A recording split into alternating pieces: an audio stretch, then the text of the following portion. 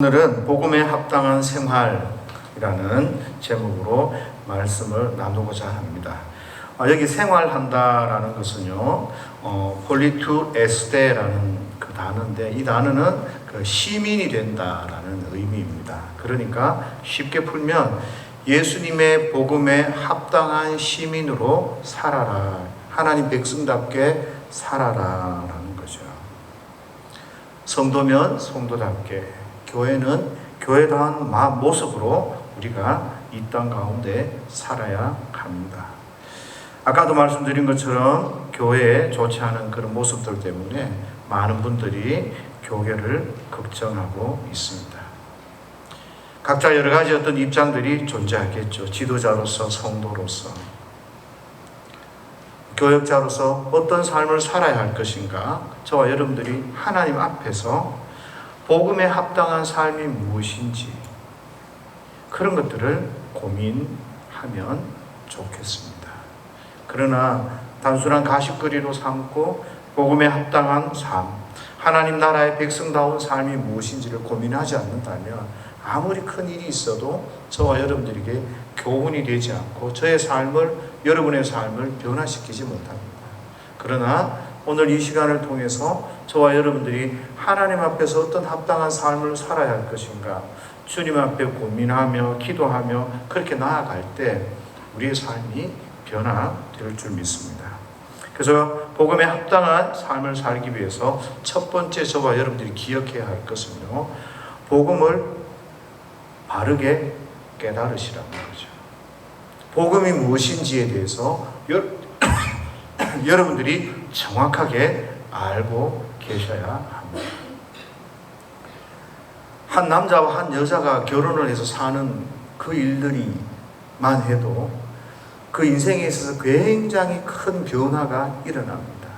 자기가 하던 습관들을 버려야 되고, 고집들을 내려놔야 되고, 가정을 정리해서 함께 합쳐야 되고, 굉장히 복잡해요. 사람과 사람이 사는데도. 그런데 복음이라는 게 하나님의 은혜로 저와 여러분들이 새로운 삶을 살아가고, 송재근 교수 같은 경우는 그런 이야기를 했습니다. 하나님과 우리 결혼하는 거라고. 이게 얼마나 하나님, 우리가 신앙생활을 하고 믿음의 삶을 살아간다는 게 큰 일인지를 몰라요. 하나님의 은혜로 새로운 삶을 살아간다는 것은 어둠에서 빛으로 나아가는 것이고, 죽음에서 생명으로 나아가는 거예요. 이 복음이라는 거예요. 그럼 이 복음이 어떻게 나의 삶에 적용될 것인가? 저와 여러분들이 잘 알다시피 예수 그리스도를 믿음으로 말미암아서. 굉장히 단순하게 진리가 우리에게 설명되는 것 같지만 그 진리 가운데는 엄청난 삶의 변화나 생각의 전환이나 이런 것들을 동반하게 되는 거죠. 단순히 그 이야기만 그냥 기계적으로 외우고 고백하고 나 종교생활해, 나 교회 다녀 라고 말한다고 해서 내가 정말 하나님의 백성이 되었다, 나는 합당한 그런 복음에 합당한 삶을 산다 라고 생각하면 큰 오해가 벌어질 수 있는 것입니다. 그래서 저와 여러분들 삶 가운데 애매모호하게 이게 뭔가, 저게 맞는지 이게 맞는지 그렇게 뒤틀려져 있고 오해되고 있는 그런 부분들이 무엇인지 좀 잘 짚어보시면 좋을 것 같아요. 간단하게 생각을 해보면 이런 것들이 있잖아요. 교회만 다니면, 직분만 있으면 하나님의 백성이고 성도다, 나 이스라엘 백성으로 태어나면 나 하나님이 구원한 이스라엘 백성이다, 이런 것들 착각이란 말이죠.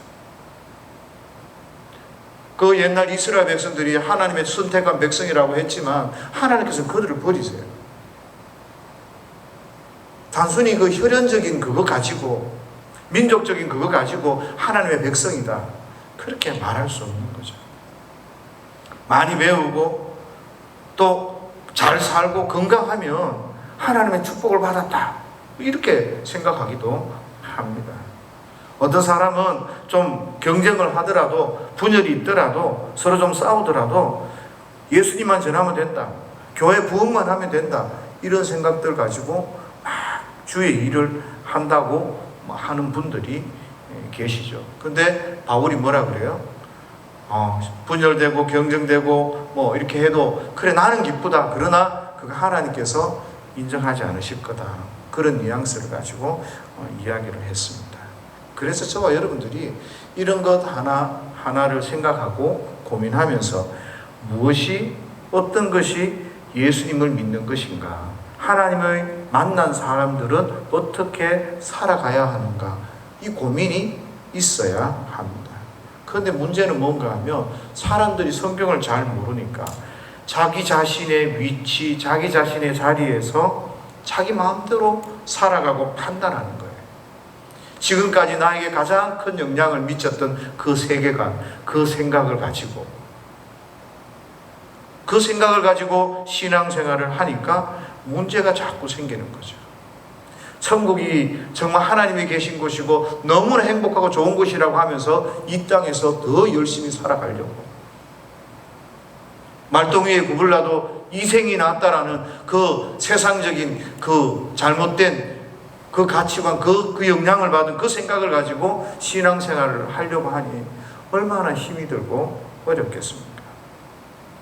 그래서 저와 여러분들이 우리 자신들을 좀 돌아보셔야 돼요. 어떤 생각의 영향을 받고 있는지, 나는 말씀에, 복음의 영향을 제대로 받고 있는지, 아니면 내 생각, 세상적인 세계관, 철학의 영향을 받고 있는지 고민을 하시면서 나는 어떻게 하나님 앞에 순종하고 반응할 것인가 고민을 좀 하시면 좋을 것 같습니다. 그리고 두 번째, 복음에 합당한 삶을 살기 위해서 기억해야 할 것이 27절에 잘 나오는데요. 복음의 신앙을 위해서, 신앙생활을 위해서 서로 협력하라는 거예요.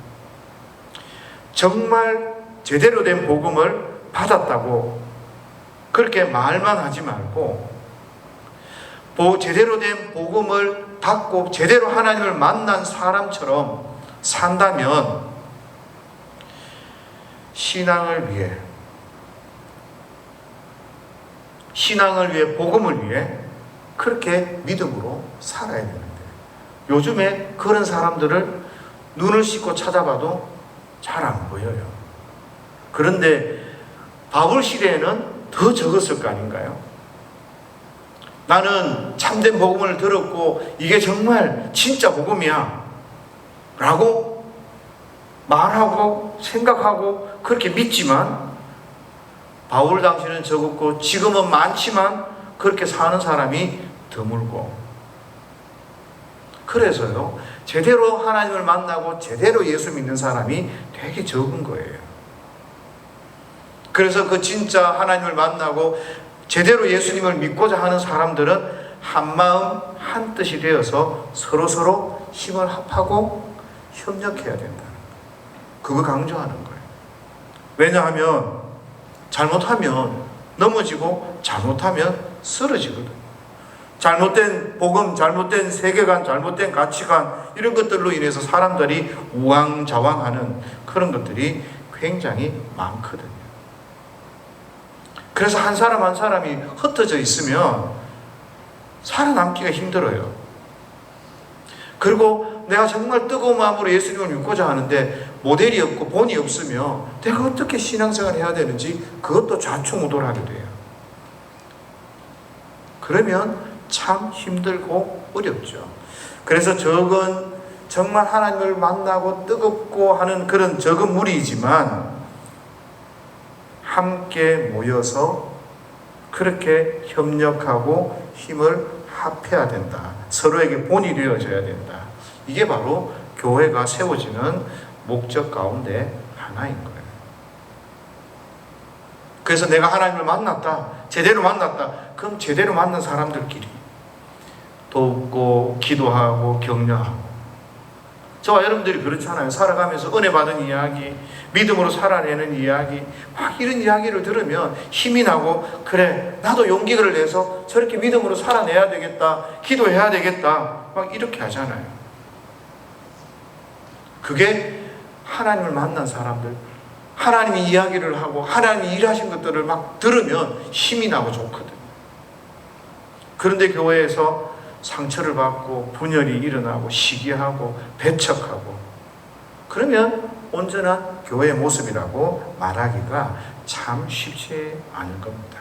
그래서 오늘 사도 바울이 하나님께서 저와 여러분들에게 교회는 한 마음 한 뜻이 되어져야 한다라는 것을 말씀하고 있는 겁니다. 한 마음 한 뜻이 되어져야 되는데 어떻게 다른 생각을 가지고 다른 기준을 가지고 하는 것이 아니라 예수 안에서 말씀 안에서 저와 여러분들이 한 마음 한 뜻이 되어져서 그렇게 살아야 하는 겁니다. 앞에서 배운 대로 바울은 어떤 사람들이 나쁜 의도를 가지고 복음을 전하는 사람이 있었어요. 투기하고 시기하고 분리하고 내 편을 만들기 위해서. 그때 이런 현상이 왜 일어나는가? 제대로 된 복음을 접하지 못해서 그런 거예요. 하나님을 제대로 못 만난 거죠. 사람이 살다 보면 잠깐 그럴 수는 있어요. 몰라가지고. 그러나 하나님 앞에 붙들려 있고 하나님 말씀대로 살려고 하는 사람은 그렇게 행동하지 않는다는 거죠. 하나님을 만난 사람이, 예수님의 은혜를 깨달은 사람이, 예수님이 자기의 삶의 왕이 된 그 사람이 옆에 있는 사람에게 경쟁하고 옆에 있는 사람하고 싸우고 다투고 미워하고 그렇게 하지 않는다는 거예요. 은혜를 받으면, 기도를 하면, 성경을 읽으면 낮아지고 겸손해지고 서로 더 존중하고, 행여나 싸웠다 하더라도 큰 소리를 냈다 하더라도 마음이 찔려서 그가 새로운 더 성숙하기 위해서 노력하는 그런 삶을 사는 거죠. 이단이나 이럴 때는 좀 단호하고 냉정해야 되지만 그 외에 하나님을 믿는 사람들은 좀 달라요. 그렇죠? 어쨌든 교회는요, 하나님을 만난 사람, 제대로 복음을 들은 사람은 하나님의 그 뜻 안에서 한 마음이라는 거예요. 함께 기도하고 함께 나아갈 수밖에 없다라는 거죠. 또 그렇게 협력해야 된다는 거예요. 협력하지 않으면 어려워져요. 그래서 사실 많든 적든 함께하고 기도하고 노력하고 나누고, 그래서 교회의 원리가 서로가 서로에게 도움이 되어지고 서로 힘을 합하여서 성장하며 자라가게 되는 것입니다. 그리고 세 번째 이야기하는 건 28절에 나오는데요. 대적하는 자들 때문에 두려워하지 말라 그래요. 너희가 잘못된 사상이나 잘못된 그런 것들 때문에 두려워하지 않고 굳게 서라는 거예요. 에베소서 4장에 보면 직분에 대한 이야기가 좀 나옵니다. 근데 이 직분자들이 해야 되는 일이 뭔가 하면 그리스도의 몸을 세워야 되는 거예요. 그 말은 좀 바꾸서 교회를 제대로 세워야 된다는 거예요. 직분자들 왜 직분을 줬는가? 교회를 바로 세우라고. 왜 이렇게 교회를 바로 세워야 되는가 하면요, 성도는 혼자서는 온전하고 성숙한 분량에 성장하기가 쉽지 않은 거예요. 왜? 나눠져 있고 떨어져 있으면 뭐가 뭔지를 잘 모르니까. 제가 신앙생활을 하면서, 전도사 생활을 하면서 제일 힘들고 어려웠던 게 뭔가 하면 여름 성경학교 하는 거예요. 여름 성경학교. 여름 성경학교를 하라는데 나는 너무너무 힘이 들고 너무너무 부담스러운 거예요. 왜 그런가 하면 난생 처음 내가 여름 성경학교를 한 적이 없고 간 적이 없거든요. 여름 성경학교 뭔지를 모르거든요. 설교를 하라는 것도 설교를 하겠고 봉사를 하라는 것도 봉사를 하겠는데 성경학교는 본 적이 없으니까, 내가 경험한 적이 없으니까 그렇게 힘이 들고 부담스럽고 어려웠어요. 마찬가지예요. 성도가 혼자서 예수 믿는다고 하는데 혼자 열심을 내는데 그게 맞는지 틀리는지 구분이 안 된단 말이에요. 그래서 장성하고 온전한 분량으로 성장하기가 쉽지가 않은 거예요. 그래서 서로 모여서 도움을 받고, 집사님의 그 역할들은 이렇게 하면 좋겠습니다. 우리는 이런 부분에 있어서 이런 부분이 필요합니다. 서로 돕고, 또 그리고 서로 격려하고 도와서 성장하게 되는 거죠. 그러기 위해서 저와 여러분들이 뭘 해야 되냐면 하나님을 깊이 알고 깨닫고 믿고 하는 그 일들의 하나가 되어져야 되는 겁니다. 그래서 에베소서 4장 13절에 보면 하나가 되라 그러고 온전한 사람을 이루고 그리스도의 장성한 분량에 이룰 수 있게 된다. 그런 이야기를 말씀을 하시는 거예요. 직분자를 세워서 교회를 그렇게 세워가기를 원하는 거죠. 그런데 이때 똑같은 믿음, 똑같은 마음, 똑같이 하나님을 보고 가야 되는데 다른 마음 가지고 가면 종교 생활하기 위해서 교회 출석하고 생각이 다르면 어떻게 돼요? 교회에 분란이 자꾸 일어나는 거죠. 힘이 빠지고 잘할 수 없는 거예요. 그런데 그거 두려워하지 말라는 거예요. 여러 가지 가십거리가 일어나고 소문이 일어나고 그러면 거기에 조금 더 거짓이 더해지고 MSG 쳐지고 그죠? 그러면 나중에 되면 누가 누구지 맞는지 알 수가 없어요. 그러면 저와 여러분들이 어떻게 해요? 이리 흔들리고 저리 흔들리고 유혹을 받게 되고 우리 마음속에 요동치게 되는 거죠. 판단하게 되는 거죠. 그렇게 하면 하나님의 나라를 세워갈 수가 없는 거예요. 저와 여러분들은 어떤 상황 가운데서도 하나님을 믿는 일, 하나님의 말씀 앞에서 그렇게 하나가 되어지고 하나님의 말씀이라면 그 말씀을 믿고 순종하고 그 말씀을 준행하기 위해서 순종하기 위해서 노력하고 온 성도들이 함께 그 일들을 위해서 격려하고 기도하고 이런 일들이 필요하다는 거예요. 그래야 저와 여러분들이 잘할 수 있고 복음에 합당한 삶을 살 수 있다라는 거예요. 이게 교회의 원리인 거예요. 빌립보서에서 오늘 똑같이 저와 여러분에게 설명을 해주고 있는 겁니다.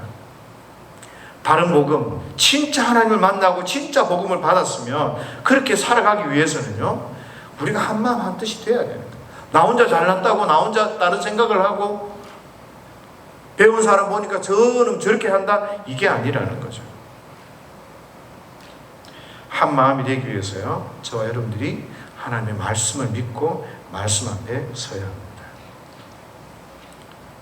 세상을 두려워하는 것이 아니라 잘못 가르치고 잘못된 생각을 가지고 우리에게 다가오는 그런 사람들을 두려워하지 말아야 되는 거죠. 그것 때문에 넘어지고 그것 때문에 실족하면 안 된다는 거죠. 꿋꿋이 나 자신을 지키고 교회를 지키고 우리들을 지켜나가야 한다는 거죠. 그런데 한 마음이 되면 그렇게 할 수 있다는 거예요. 근데 28절 후반부에 보면 우리를 넘어뜨리려고 하는, 우리를 대적하려고 하는 잘못된 투기, 분쟁, 바울이 이야기했던 그런 사람들인 거죠. 잘못된 복음, 이런 것들을 막 전하고 그렇게 다가오는 사람들이 있는데 저와 여러분들의 삶을 딱 보니까 한 마음이 돼서 똘똘 뭉쳐서 하나님의 말씀대로 살려고 막 그렇게 몸부림친다는 거예요. 그러면 이 사람들이 어떻게 해요? 스스로 떨어져 나간다는 거예요. 하나님의 말씀 앞에 서 있는 이 사람들 앞에 내가 아무리 거짓말을 하고 아무리 잘못된 복음을 전하고 예수 믿으면 그게 다야. 건강도 해야지. 예수 믿으면 다야. 돈도 있어야지. 예수 믿으면 다야. 이렇게 성공도 해야지. 이런 복음들, 이런 생각들을 가지고 우리에게 다가오는데 우리가 흔들리지 않거든요. 말씀 앞에 서서 그래 하면 주면 좋지만 안 줘도 우리는 하나님 앞에 감사한다. 우리는 주님 바라보며 그렇게 믿음으로 산다. 그렇게 하면 저절로 잘못된 그런 신앙을 가진 사람들은 떨어져 나가는 거죠. 그것이 그들에게는 뭐가 돼요? 멸망의 증거가 되는 거예요.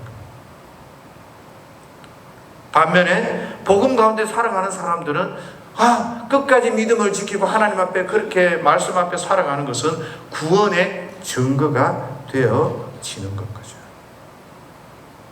그래서 앞에서는 바울이 그냥 이렇게 잘못된 투기, 분쟁 이런 것들을 가지고 와서 교회를 어지럽히고 시기해서 예수님을 전하는 전도를 한다고 하는 난리법석을 뜨는, 주의를 한다고 난리법석을 뜨는 이 사람들 보고 그래도 하나님이 높여지니까, 예수님이 높여지니까 감사하다.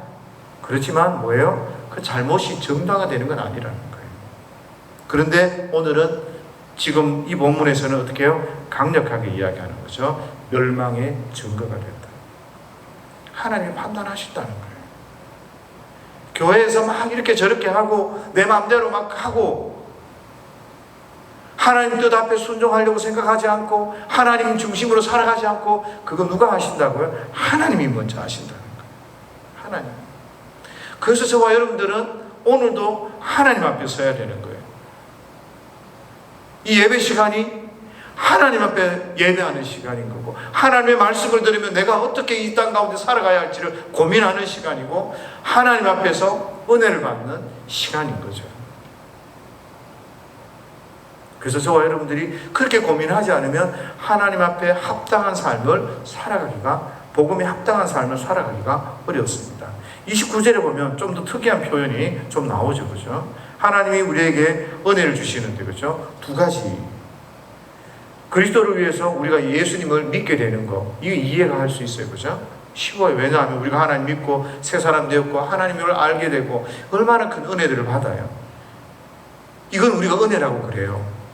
근데 두 번째가 뭔가 하면 그리스도를 위하여 고난을 받는다는 거예요.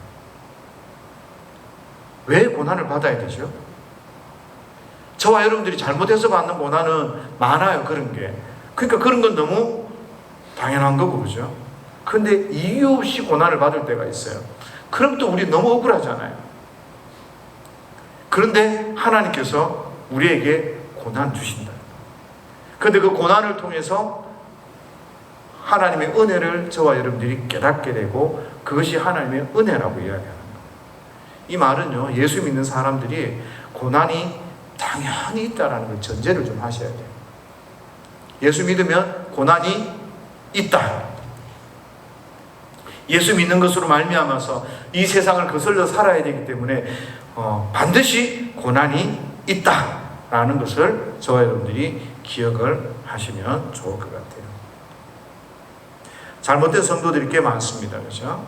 잘못된 복음을 전하는 사람들이 그 당시에도 꽤 많았어요.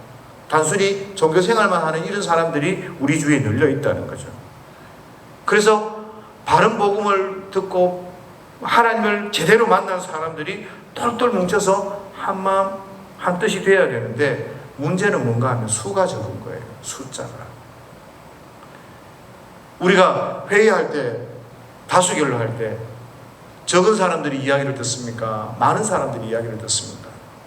숫자가 많은 사람이 이야기를 들을 수밖에 없어요. 다수가 저러하니 우리가 저렇게 따라갑시다, 이렇게 이야기합니다. 숫자가 적기 때문에 내가 마음속에 하나님을 향한 열정과 내가 믿음대로 살고 싶고 하는 그 마음이 있지만, 그 사람의 수가 적기 때문에 바울처럼 박해도 받고 고난도 받게 된다는 거예요. 내가 말씀대로 살려고 하지만 많은 사람들이 별나게 그러지 마, 별나게 그러지 마. 교회가 거룩해야 되지 않습니까? 아니, 세상 사는 사람들 90명이 그렇게까지 뭐 별나게 예수 믿어, 그러지 마, 그러지 마. 그렇게 하면 10명의 사람들은 어떻게 해요? 할 수도 없을 뿐더러 마음이 짓눌려서 그렇게 힘들고 어려워지는 거예요. 그런데 놀라운 것은 그런 일을 당하는 거, 그게 좋은 거라는 거예요. 그런 일을 당하는 그게 바로 정당한 거라는 거예요. 그래서 그게 복이 되고 진짜가 되고 은혜가 되는 것이다 라는 거예요. 그게 잘못되어 있는데 이게 잘못했습니다, 나는 바르게 해야 됩니다 라고 이야기하는데 옆에 있는 사람이 막 욕을 하는 거예요. 그러니까 욕을 막 얻어먹어요. 그건 좋은 거예요, 나쁜 거예요? 좋은 거예요. 모든 나쁜 세상 가운데 바르게 살고 모든 사람들이 잘못된 길을 가고 있는데 거기에서 멈춰서 바른 길을 고민하고 있으면 그건 좋은 길이고 선한 길이고 그게 바로 은혜라는 거예요. 그래서 믿는 성도들은요, 이 땅 가운데서 외로운 길, 이 외로운 길을 걸어가야 되는데 그게 참 쉽지 않은 거죠. 저도 마찬가지예요. 제가 어떤 분들 뭐 억울한 일을 당하고 좀 막 낙담을 당하고 막 이렇게 하면 제가 인간적으로 위로를 해요. 여러 가지로 막 인간적으로 위로를 해요. 그런데 사실 예수님처럼 외로운 길을, 그 십자가의 길을 걸어가야 될 때가 있는 거예요. 왜요? 저와 여러분들이 걸어가는 길은 죽음의 길이 아니라 생명의 길이기 때문에. 그래서 옳은 것이고 그래서 그것이 은혜의 길이라는 거죠. 바울뿐 아니라 저와 여러분에게도 똑같은 이런 영적 전쟁이 있습니다. 복음을 잘못 전하고 또 내가 예수 믿는 것 때문에 또 세상 사람들의 많은 가치관 이런 것들 때문에 시달림을 받게 되고 흔들리게 되는 거죠. 때로는 고난을 받게 되는 거죠. 너 왜 그렇게 별나게 살려고 그래? 이렇게 저렇게 해. 그런데 그 일이 그렇게 쉽지가 않은 거죠. 그래서 저와 여러분들이 바울의 삶을 보면서 왜 저런 고난을 받아야 되는지 이유를 찾으셔야 돼요. 그리고 왜 바울은 저렇게 싸우고 저렇게 복음을 지켜 자기 신앙을 지키고 나가는지 고민을 하셔야 되는 거예요. 바울이 그렇게 한 거죠. 너희가 보고 듣지 않았느냐? 내가 어떻게 살아가는지 보고 듣지 않았느냐? 사람들은 바울이 살아가는 그 인생의 길을 보면서 저 고난이에요, 고난. 저 불쌍해요. 근데 바울은 아니다, 은혜다 라고 이야기하는 거죠. 고린도후서 12장을 보면 뭐라고 어떤 이야기가 있는가 하면 바울이 하나님 앞에 기도하죠. 그죠? 하나님, 나에게 육체의 가시 곧 사단의 사자가 있습니다. 나 이거 좀 해결해 주세요. 안질인지 간질인지 사람들이 잘 몰라요. 그런데 사단의 사자라는 이런 표현들을 보면 단순한 질병 이런 거를 좀 넘어서는 것 같아요. 영적인 괴로움, 그런 것들을 동반하는 것 같아요. 그런데 하나님 앞에 기도할 때 하나님께서 바울에게 제거해달라는 그것을 뭐예요? 가지고 있어요. 바울에게 있어서 약함이거든요. 그렇지 않아요? 간질 걸려가지고 내가 전하다가 제가 십자가 넘어졌다고 쳐요. 그럼 여러분들이 그 간질병 걸린 사람이 이렇게 막 주물러서 일어났을 때 다시 말씀을 듣고 그 말씀이 맞습니다. 쉽습니까? 어려워요. 지 몸이나 잘 감수하지 안 그러겠어요? 그런데 그런 약함을 바울이 가지고 있었던 거예요. 그런데 바울의 사역이 너무 귀한 거예요. 사람을 살리는 일이고 천국을 보고 하나님의 능력을 드러내는 그런 자랑할 만이고 너무 자랑할 것이고 너무 중요한 것인데, 그런데 그 일들 때문에 그가 가지고 있는 그 모든 은혜와 은사와 그 하나님의 그 계시를, 그것 때문에 바울이 교만해지면 안 되거든요. 교만해지면 안 되거든요. 그러니까 하나님께서 은혜가 족하다, 내 능력이 약한 데서 완전해진다. 그 말 무슨 말입니까? 네가 약할 때 주님의 능력이 온전하게 드러나고, 네가 가난하고 네가 못 배웠고 네가 다른 사람에게 그 힘들고 어렵고 있는 그때에, 매맞고 있을 그때에 하나님의 능력과 영광이 온전하게 드러나고 하나님 영광을 받으신다. 이런 이야기 아닙니까? 바울이 가지고 있는 그 약한 것들, 그죠? 그걸 그래서 바울은 기뻐한다 그래요. 그러면서 약한 것만 기뻐하는 게 아니라 능력도, 궁핍도, 박해도, 공고도 바울은 기뻐한다 그래요. 사람들이 바울 보면서 뭐라 그랬겠어요? 바울 보면서 꼴이 저게 뭐냐? 배운 사람이, 최고의 학부를 나온 사람이, 훌륭한 학자인데 저렇게 빌빌대고 계시네? 그러지 않겠어요? 로마 시민권을 가지고 있는 사람이 감옥에 갔다 왔다 고생을 하는 거예요. 어떤 데 가서는 돌에 맞습니다. 로마 시민권을 가졌기 때문에 감히 범접도 못할 그런 존재를 향해서 돌로 치는 거예요. 식민지의 사람들이. 웃기지 않습니까?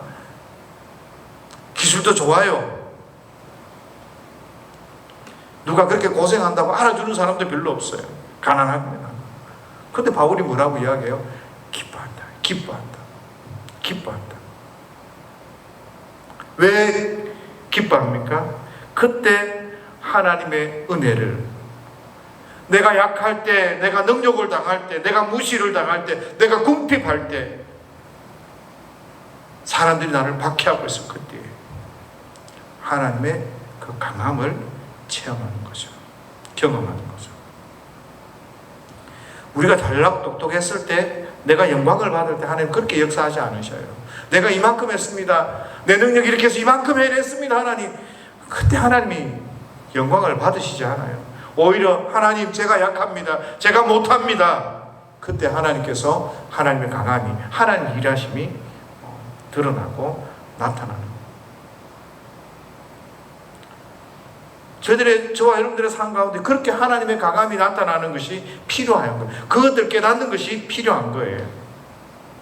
절망 중에, 내가 가난한 중에, 내가 낙담 중에, 내가 병 중에 하나님이 나를 도우시고 하나님의 공동체를 통해서 나를 세워가시고 나를 일으키시는, 그리고 하나님이 나와 함께 하시는 그런 것들을 경험하고 깨달아야 되는 거죠. 참 근데 이런 것들은 겪어보지 않으면 이해가 어렵습니다. 그런데 저와 여러분 인생을 살아오면서 그렇잖아요. 아무것도 없을 때가 있었습니다. 정말 힘이 들고 약할 때가 있었습니다. 사람들이 무시하고 그럴 때가 있었습니다. 그런데 그때 기도하며 말씀 안에 갈 때 어때요? 하나님 그 은혜들을 경험하잖아요. 내가 하나님 안에 있으면 되는 거예요. 그래서 사람들이 바울을 보면서 그런 거예요. 아유, 저 바울 힘들겠다. 복음 전한다고 하는데 저리 어떻게 하냐. 또 다른 사람들은 예수님을 보면서 그렇게 했어요. 울면서 갑니다. 아우, 불쌍해라, 불쌍해라. 우리 예수님 불쌍해라. 근데 예수님 뭐라 그래요? 나를 위해 울지 말고 너희 자녀를 위해서 울으래. 예수님이 보기엔 누가 더 불쌍해요? 내가 불쌍한 게 아니고 너희가 불쌍하다, 너희가 불쌍하다. 왜 이런 이야기를 할 수 있습니까? 예수님은 영광의 길을 가고 있어요.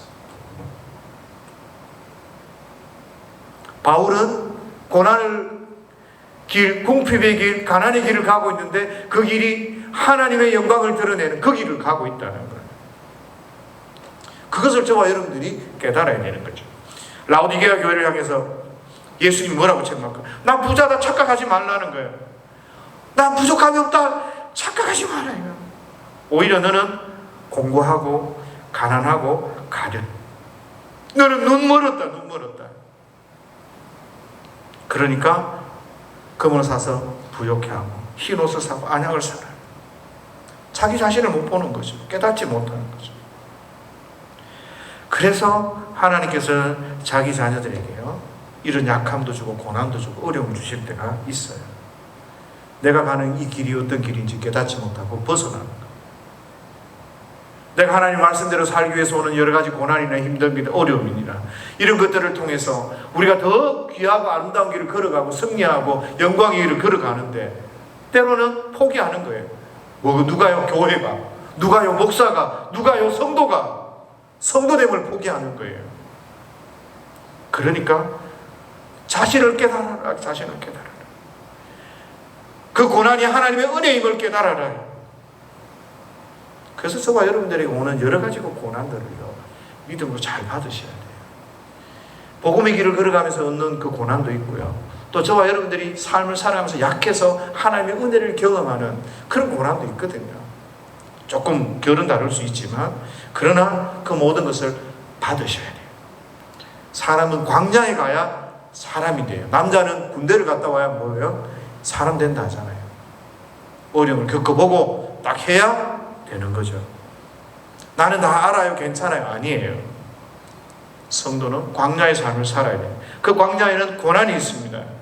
그래서 그 가운데 은혜를 경험하게 되고 그 속에서 하나님이 기쁘시게 하는 그런 것들을 경험할 수 있게 되는 거죠. 근데 성도들이 참 좀 간사하다 그래야 되나요? 그런 게 있어요. 고난과 역경이 막 찾아오면 신앙이 좋은 사람들이, 이런 분들이 기도합니다. 하나님 막 견디다 버티다 막 못해서 이래도 안 되고 저래도 안 되고 막 하다가 하나님 앞에 막 기도하면서 하나님 이 고난을 통해서 하나님 저를 겸손하게 해주셔서 감사합니다. 막 이렇게 해요. 그 겸손하게 만들어주신 게 감사하면 어떻게 해야 되나요? 고난이 오래오래 그 과정에 있어야 돼요. 감사하니까. 그런데 우리의 마음이 어때요? 빨리 고난이 떠나가기를 바라는 거예요. 근데 뭐가 문제인 줄 아세요? 그 고난이 떠나가면 또 교만해져요. 하나님 앞에 방자에 행할 것이 뻔한데도 우리가 기도하는 게 그런 거예요. 바울은 알았습니다. 자기에게 있는 그 사단의 사자, 그 육체까지 가시, 이것이 나한테 있는 것이 유익이구나. 이것이 나를 지켜주시는 거고 이것이 하나님의 은혜이구나라는 사실을 알았어요. 그래서 내게 있는 거 이거 떼어내고 좀 그만 끝났으면 좋겠다. 나 이거 이런 일 안 당했으면 좋겠다. 이게 아니라 이걸 허락하신 거 하나님 앞에 어떻게 해요? 이유가 있고 이것들을 통해서 우리 영적인 눈이 열려서 우리 신앙의 눈이 열려서 이 길이 좋은 것이고 이것들을 통해서 하나님이 나를 세워가고 하나를 온전케 해가는구나 라는 사실들을 깨달으셔요. 이게 어떻게 깨달으시는가? 하나님을 신뢰하셔야 돼요. 하나님이 나를 선한 길로 푸른 초장으로 인도하고 계신다는 그 사실을 저와 여러분들이 깨달아야 돼요. 믿어야 돼요. 그러나 하나님을 신뢰하지 못하면 자꾸 끝날 것 같거든요. 이 가는 길이 푸른 초장이 아닌 것 같거든요. 소돔과 고모라를 보니까 저기는 좋은데 이 광야를 보니까 이거는 뭐 아니거든요. 하나님 광야로 인도할 때는 광야에 살 길이 있는 거예요. 소돔과 고모라는 뭐예요? 죽음의 길이에요. 근데 자꾸 하나님을 못 믿으니까 벗어나는 거예요. 그래서 저와 여러분들에게 주어진 많은 일들을 어떻게 해요? 감사하고 하나님 앞에 신뢰하고 기도하고 하나님 나는 약합니다. 하나님 나는 견디기가 너무 힘듭니다. 하나님 나는 너무 괴롭습니다. 그런데 하나님이 그때 영광을 받으신다. 빌립보서 계속 읽어보면 여러분 바울이 뭐라고 해요? 자족을 배웠다 그래요. 만족하다는 거예요. 만족하다는 거예요. 감사하다는 거예요. 그런데 내가 부자고 많이 배우고 막 떵떵 있을 때 배우는 자족은 쉽잖아요. 다 있는데 뭐 감사 못하면 그게 너무 나쁜 거죠. 근데 없을 때, 가난할 때, 아무것도 없을 때 그때 자족을 배워야 되는 거예요. 그때 어떻게 되는 줄 아세요? 아무것도 없으면 힘을 빼야 되는 거예요. 힘을 안 뺄래야 안 뺄 수가 없어요. 그냥 힘이 빠져야 되는 거예요. 거기서 그 광야에서 하나님을 만나야 되는 거예요. 감사하고 또 거기에서 기도하고 성장하고. 그래서 이런 고난, 그죠? 그러면서 그 가운데서 하나님을 신뢰하는 그 성경의 원리, 그 복음을 저와 여러분들이 이해를 하셔야 되는 거예요. 하나님을 믿는데 왜 내가 이렇게 힘들어야 되나? 참 인생이 참 대다 이러면 안 되고, 하나님 돼서 나는 너무 약하고 나는 너무 보잘것없어요. 하나님 이 된 인생 가운데 하나님 은혜를 주시고 하나님이 나를 지켜주시고 선한 길로, 가장 좋은 길로 인도하심을 믿습니다. 하나님과 함께 그 길을 걸어가셔야 하는 거예요. 어려운 가운데 하나님을 신뢰하는 것. 그런데 교회에서 축복만 하나님 은혜라고 자꾸 가리키다 보니까, 그죠? 교회가 뒤틀렸어요. 우리 자식도 그렇잖아요. 뭐든지 좋은 것만 자식에게 다 해줬어요. 나 안 먹고 자식에게 다 줬다. 뭐 다 했다. 그런데 이놈의 자식이 그 은혜를 몰라요. 아버지의 의도를 몰라요. 잘못 키운 거예요. 잘못 큰 거예요, 그거. 지금 우리 한국 교회가 그런 거예요. 뭔가 뒤집혀 있는 거예요. 자본주의, 돈, 권력, 이런 데만. 그러니까 제대로 된 교회의 모습을, 고난을 통해서 그 고난 가운데 성장해야 되는 그 성도의 모습을 부인하는 거죠. 나 이렇게 봉사하고 이렇게 헌신했는데 왜 하나님 내가 이렇습니까? 아니에요. 그 고난이 은혜인 거예요. 그 길이 생명의 길이고 참된 길인 거예요. 저와 여러분들이 이런 어려운 세월을 살아가고 있는 거죠. 그래서 이번 한 주간 성경을 따라서 좀 아프고 힘들고 괴롭고 고난이 있고 어렵고 하더라도, 내가 복음에 합당한 삶이 무엇이냐, 내가 어떻게 하나님 앞에 반응하고 어떻게 순종해야 하나님이 내 삶 속에 더 크게 은혜를 주시고 더 역사하셔서 내가 하나님 은혜 가운데서 승리할 수 있는가, 그런 고민들을, 그런 기도를 좀 많이 하시는 가운데 믿음으로 승리할 수 있는 저와 여러분들 되시기를 예수님의 이름으로 축복합니다.